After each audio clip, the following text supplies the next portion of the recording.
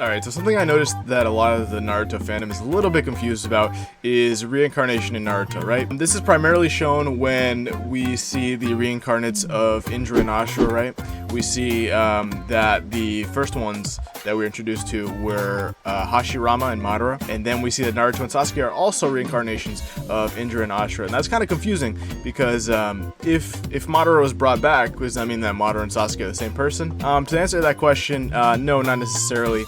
Basically what happens is that Indra and Ashura's chakra were reincarnated, right? Not necessarily themselves and their personalities. Madara's personality is his own, Sasuke's personality is his own. If Sasuke was born in Madara's time, he wouldn't have been Madara. They're separate people with separate personalities, but their chakra was reincarnated, right? That's why we can see that Sasuke has abilities such as, Indra's arrow. That's why Naruto has his own, Ashura mode, and he has his own affinity for senjutsu. So long story short, again, for Indra and Ashura, their chakra is reincarnated. But that's not the only; those are not the only forms of reincarnation. We see a couple more, such as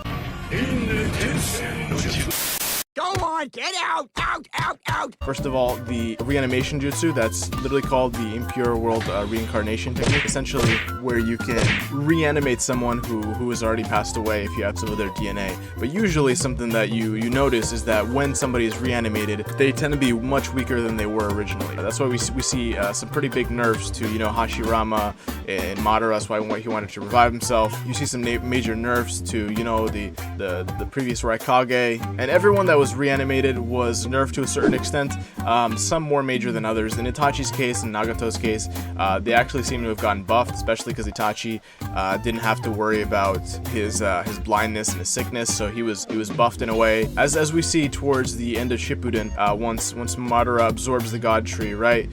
Black Zetsu backstabs him and kind of causes him to evolve into Kaguya, which we know was previously deceased, and she was defeated, and she was dead, she was out, but she was reincarnated back into Madara because Madara was now alive. But the final reanimation technique that I'm going to be covering today is the Karma Seal.